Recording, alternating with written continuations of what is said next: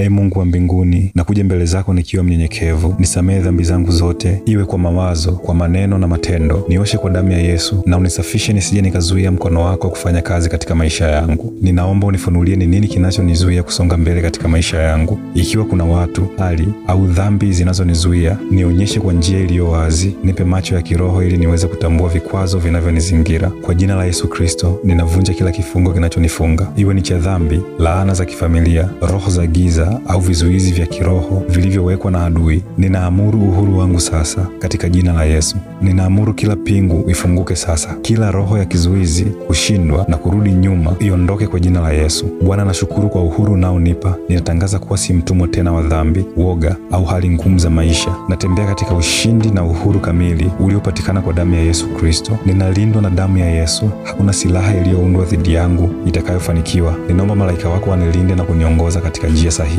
Miguuni pangu nawekea ushindi na maisha yangu ni mali yako. Roho Mtakatifu niongoze katika maisha yangu mapya ya ushindi. Nisaidie kuelewa mapenzi ya Mungu kwangu na kunipa hekima katika maamuzi yangu. Ninaamini kwamba wewe ni mwaminifu na utaniongoza siku zote. Asante Bwana kwa kunifungua. Asante kwa ushindi na amani unayonipa. Ninakutukuza na kukusifu kwa sababu najua umefanya jambo jipya katika maisha yangu. Utukufu wote ni wako milele na milele. Amina.